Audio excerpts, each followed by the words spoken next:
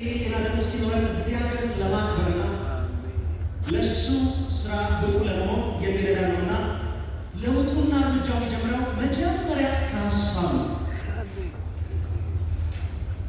አንዳንድ ሰው በሀሳቡ ስለታመነ የቱንም ያህል ነገር ቢደረግለት የትኛውም ያህል ጥንቃቄ ቢደረግ ሊለወጥ ካሰቡት ሊደርስ አይችልም። ስለዚህ የመጀመሪያው ነገር አስተሳሰባችሁን በደንብ ተመልከቱ። ከዛ ብሎ ይጀምራል። ጤነኛ ለመሆን የተሻለ ጥንካሬ ለመድረስ ጥሩ ለመተኛት በቂ ውሃ ለመጠጣት እንቅስቃሴ ለማድረግ ነገሩ የሚጀምረው ከሀሳቡ። ስለዚህ ሀሳባችሁን በጥንቃቄ ተመልከቱ። ምክንያቱም ሀሳባችሁ በኋላ ንግግራችሁ ይሆናል። ንግግራችሁ ደግሞ ሲደጋገም የእናንተ ልማድ ይሆናል። ልማዶቻችሁ ደግሞ ሲደጋገሙ ባህሪያችሁ ይሆናል። ያ ባህሪያችሁ ደግሞ የምትፈልጉት መዳረሻ ጋር ያደርሳችኋል። ስለዚህ ከሀሳብ መጀመር ያስፈልጋል። እኛ የልምድ ፍጡራን ነን። አንድን ነገር ከተለማመድን ቀልሎን ማድረግ እንችላለን።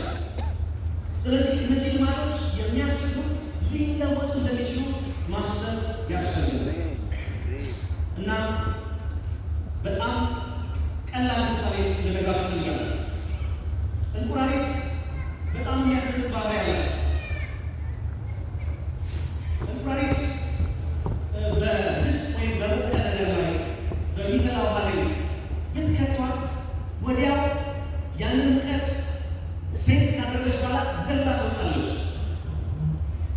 መጠኑ ከፍ ያለ ሙቀት ያለበት ቦታ ላይ ስታስቀምጧት ወይም ብረት ጣት ላይ ወይም ሌላ ነው። ነገር ግን በጣም የሚገርመው ያቺው እንቁራሪት ገና ያልሞቀ ቀዝቀዝ ያለ በድስት ውስጥ ታስቀምጧት እና እሳት ስትለኩሱት ቀስ እያለ ሲሞቅ እዚያው ሙቀትን እየተለማመደች ስለምትቆይ እስክትሞት ድረስ ምንም አይነት ሪያክሽን የላትም። የሚደንቀው ራሷ እንቁራሪት ሙቀት ሲሆን ዘላ ምትወጣ፣ ግን ቀስ እያለ የሚሞቅ ነገር ስታስገባት እስክትሞትና እስክትቀጥ ድረስ ሙቀት ውስጥ ቆያለች። ይሄ ለኛ በጣም የሚሰጥ ነገር አለ። ብዙ ጊዜ ነገሮቻችን የሚሰሙት ወይም የሚበላሹት ጤናችንን የሚመጣውና የሚጠፋው በትናንሽ በተመቻቸ ኢንቫይሮመንት ውስጥ። ስለዚህ አንዳንዶቻችን ቀስ እያልን የሞትን ነው ወይም ደግሞ ቀስ እያልን ወደ ተሻለ ጤና እርምጃ እየሄድን። ስለዚህ የቀስ በቀስ ለውጥ ጥንቃቄ ማድረግ ያስፈልጋል። የቁራይቷን ታሪክ ከልማዶቻችን ጋር ማያያዝ ያስፈልጋል። የመጀመሪያ ደረጃ የፓራዳይም ሽፍት ወይም የልቦና ውቅራችንን መቀየር ነው። አሮጌው ድስት ወጥቶ አዲሱ ድስት ይባል የሚባለው አይነት አባባል የቀደመውን አስተሳሰብ አውጥቶ አዲስ አስተሳሰብ ማስገባት ያስፈልጋል። ማርቲን ሉተር እንዲህ ነበር ያለው፣ በዓለም ላይ የተደረገው ነገር ሁሉ በተስፋ የተደረገ በቃ ደህና እሆናለሁ፣ ይህ ነገር መለወጥ እችላለሁ፣ ይህ ያንስላት እችላለሁ በሚል በተስፋ ሁሉ ነገር የተደረገ። ለጤና ያላችሁን አተያየት መቀየር ይቻላል። የአተያየታችሁ ወጣ አንታችሁ ሊወስነው። ስለዚህ መጀመሪያው ስቴፕ አመለካከታችንና አተያየታችንን መቀየር። ሁለተኛው ሁልጊዜም ስለ ሕመምና ስለ ጤና ስናስብ ምክንያቱን ማከል የሁለተኛ ደረጃ ስራ ነው። ስለዚህ ዛፍን ስትመለከቱ የሚታይና የማይታይ ክፍል አለው። የሚታየው ክፍል ግንዱ፣ ቅርንጫፉ እና ፍሬው ሊሆን ይችላል። የማይታየው ስሩ ነው። ስለዚህ የሚታየውና የማይታየው ሁሉ ጊዜ ቢሆን የተያያዘ ነው። የሚታየውን ነገር ልናስቆጥረው እንችላለን። የማይታየው ካልነቀልን ግን የምንፈልገው ጤና ልናገኛቸው። ነገር ለምሳሌ እንደሚባለው ብዙዎች እዚህ ጋር በስዕል ልታዩት ደስ ይለኝ ነበር። መንስኤውን ከማከም ይልቅ ምልክቶቹን በማከም ተጠምደው ስላሉ ጤናቸው እንደሚፈልጉት አልመጣላቸው፣ አልተለወጠም፣ አላደገም፣ አልተሻሻለም። መወልወሉ ትታችሁ ቧንቧውን መዝጋት መማር ማለት ነው። የሚፈስ ቧንቧ ካለ መወልወሉ አለ መፍትሄ ነው።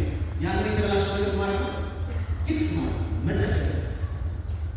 ታሞ ከመማር አስቀድሞ መጠንቀቅ እንደሚባል መከላከል በጣም ትልቅ የፈውስ እርምጃ ሳይመጣ ራስ ማለት። ሶስተኛ ደረጃ ለመኖር መነገር። መጽሐፍ ቅዱስ ለብርታት እንጂ ለስካር ያይደለ ይላል።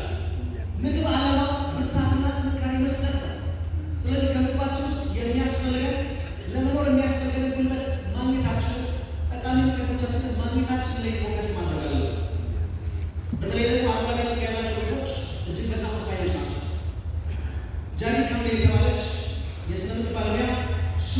ሱኪያው ከሰይፍ ይበልጣል ትላለች።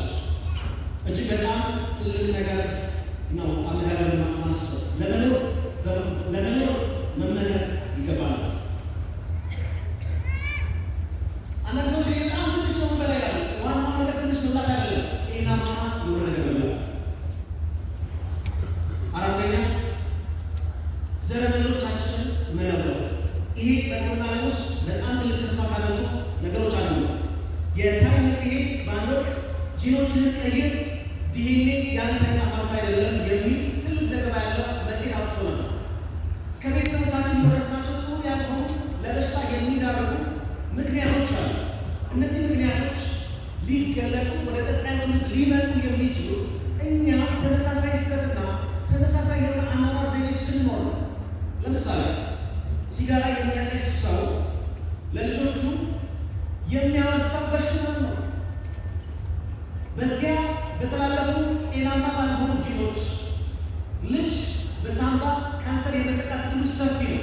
ነገር ግን ካላጨሰ ጥሩ የሆነ የአኗኗር ዘይቤ ልማድ ካለ እንቅስቃሴ ሊያደርግ ሆነ አመጋገቡን ከተቆጣጠረ ምንም እንኳን በደም ውስጥና በማንነት ውስጥ ለካንሰር የሚዳርገው ነገር ቢኖር እንኳን ሳይገለጥ ይቆይ። ይሄ በሕክምና ጂን ኤክስፕሬሽን የተወረሰው ነገር ሁሉ አይገለጥም። የሚገለጠው ተመሳሳይ ስለስና ብቻ።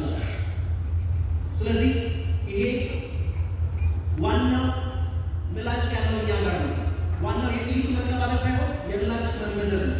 ስለዚህ ጥንቃቄ ማድረግ ያስፈልጋል። ይሄ ምን ይነግራል? የኔም ልማድ፣ የኔም ምርጫ፣ የኔም አመጋገብ፣ የኔም አኗኗር ከወረስኩት በላይ ትልቅ አስተዋጽኦ አለው የኔ ድርሻ። ስለዚህ ይህንን ማሰብ ያስፈልጋል። ደረጃ ውስጥ የጨረስ ነው። የጤና ለውጦችን ለማድረግ በምናስበት ጊዜ በግል የምናደርጋቸው ጥረቶች እንዳለ ሆነው በቡድን ደግሞ የጋራ ጥረት ለማድረግ ቡድኖችን መገንባት ያስፈልጋል። በታሪክ ውስጥ ቤተክርስቲያናችን ራስን የመግዛት ማህበር አቋቁማ ሰዎች ራሳቸውን በመግዛት በማህበረሰብ ውስጥ በኃላፊነት ስሜት እንዲንቀሳቀሱ የመንግስት ሰራተኞች፣ የተለያየ ስልጣን ያሉ ሰዎች ሁሉ ራሳቸውን በመግዛት ማህበረሰብ እንዲያስተዳድሩ ትምህርቶችን፣ ዲዛይኖች ይሰጥ ነበር። የቴምፐራንስ ሶሳይቲዎች ይባላሉ። ስለዚህ በዚህ ያላቸው በተለይ ይሄ ብርሃን የተገለጠለ ሰዎች ተባብረን ቡድን ገምተን ሌላውን ዓለም የማስጠንቀቅ ሌላውን የመድረስ የተለየ ጥረት ማድረግ ያስፈልጋል። እኛ ብቻችንን ትንሽ ማድረግ እንችላለን፣ አብረን ደግሞ ብዙ መስራት እንችላለን። በቁጥር ውስጥ ጥንካሬ ነው። መበርታት፣ ሀሳባችንን አስተባብረን በደንብ በቡድን ውስጥ የተለየ ለማምጣት ጥንቃቄ ማድረግ አለብን። ስድስተኛ ምርጡን ነገር መምረጥ መማር አለብን። ምርጫዎቻችን በተቻለ መጠን ወደሚቻለው እውነታ ማድረስ አለብን።